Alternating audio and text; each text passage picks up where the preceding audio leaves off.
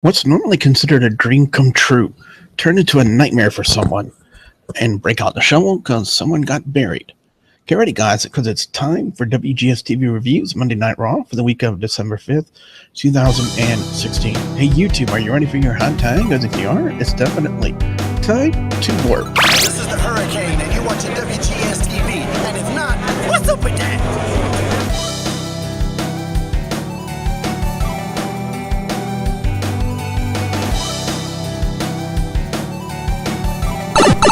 What's up, guys? I'm the Wrestle Gamer. Welcome back to another episode of WGS TV right here on youtube.com/WrestleGamer. We're going to be here. Sorry for the Monday Night Raw review being a daily. I do apologize about that, but here it is. The featured segment this week on Raw was Charlotte apologizing to Ric Flair. Now, did it bother me a little bit seeing the same segment from months ago used to heavily promote this apology segment? Just a little. As of late, though, WWE creative has been rather lacking, and it's become quite easy to predict which way they're going with their angles. And this apology segment was really easy for your friendly neighborhood wrestle gamer to sniff out what they were going to do. But this was the main event segment. Before we talk about what happened with that, let's talk about Raw.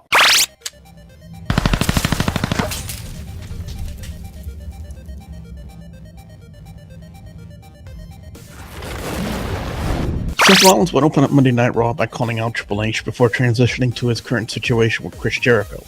Kevin Owens came out and confirmed three things. One, that Chris Jericho had a shot at the United States Championship later that night.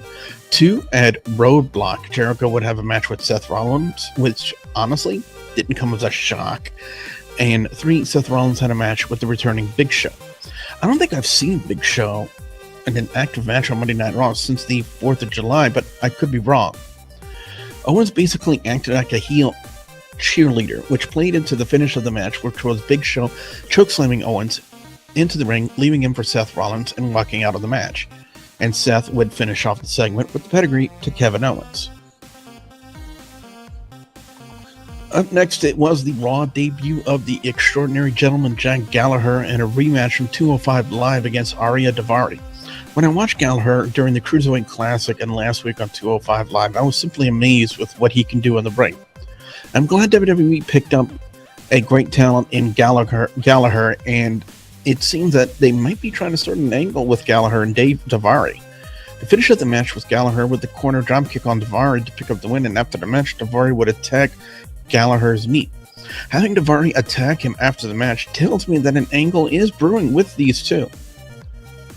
Up next, it was Kevin Owens taking on Sami Zayn. Whenever these two hook up, you're almost guaranteed a 5-star quality and exciting match. I said it before, and I'll say it again. Owens and Zayn can main event any pay-per-view and sell out any place for any promotion. That's how good they are. Now, I know some of you out there may disagree with me on this, and if you do, I would like you to tell me why in the comment section below. Pardon me. They pulled off a lot of great spots, and it's been a while since Zayn did the corner-to-corner tornado DDT, and he and Owens pulled it off beautifully. But, of course, the finish of the match was Kevin Owens hitting the pop-up powerbomb on Zayn to pick up the win. And had Zayn won this match, then he would have been granted his rematch with Braun Strowman. Up next, it was the new Cruiserweight champion, Rich Swann, taking on the former champion, TJ Perkins. A very nice match here, and the finish almost reminded me of a spot that Shawn Michaels did with Shelton Benjamin a few years ago. Perkins was coming off the top rope with the springboard, and Swann caught him with the roundhouse kick coming down to pick up the win. Again, a nice match with a nice finish. Up next, it was Bayley taking on Alicia Fox. Whenever I see Bayley, I just want to get one hug from her in my life. That's all I want from her. It's just one hug.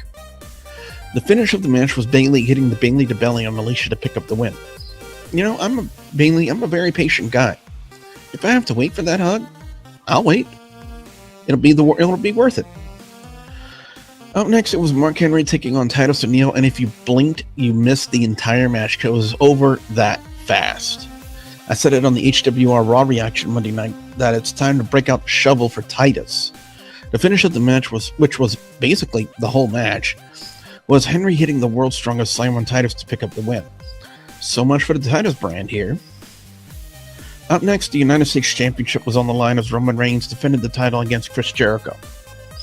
You know what would have made sense here with Reigns' Universal Championship match coming up at Roadblock? Would have been for Reigns to drop the U.S. title to Jericho. The U.S. title is the only championship Jericho has never held in his career, and with the Universal Championship match coming up, why not drop the U.S. title to Jericho? That would have made sense, right? But would WWE do that? No, of course not. The finish of the match was Reigns hitting the spear on Jericho to pick up the win and retain the U.S. Championship, which makes absolutely no freaking sense to me whatsoever. Throughout the evening, WWE is playing up an angle involving Lana and Rusev having issues with each other, and Lana inviting Enzo Amore back to her hotel room later in the evening. I kind of saw what was coming here, and when Rusev didn't show for his match with Big Cass, it made it even more predictable. I think the only real thing that saved the Enzo getting his butt beat by Rusev in a hotel room segment was Lana in her beautiful red robe. That's a win in my book. Up next, it was Cesaro and Sheamus taking on Luke Gallows and Carl Anderson, with the winning team getting a tag team title shot. However, with the New Day being at ringside during this match, it signified to me that there wasn't going to be a clean finish to the match, which is exactly what happened. And whenever there isn't a clean finish in a number one contenders match, then both teams get a shot at the titles, as it was announced on the Raw Fallout show that the New Day will defend the tag team championships against both teams in a triple threat match. Now, all night long, WWE promoted Charlotte Flair apologizing to her father and repeatedly showed the segments from months ago of her telling Ric Flair to get out of the ring. After a less than convincing teary-eyed intro, and as expected, mind you, I mean, Charlotte's a heel, come on people, she would verbally berate and slap her father, which brought out the new Raw Women's Champion Sasha Banks, who would get dominated by the former champion.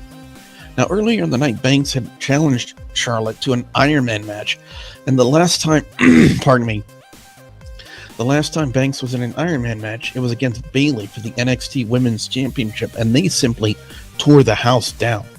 So hopefully with the chemistry Charlotte and Sasha seem to have, then they too can tear the house down with their Iron Man match when it's confirmed, more than likely, for Roadblock. Overall score on Raw this week gets a 2.75 out of 5, with best match of the night going to Kevin Owens versus Sami Zayn, and worst match of the night going to Mark Henry versus Titus O'Neil.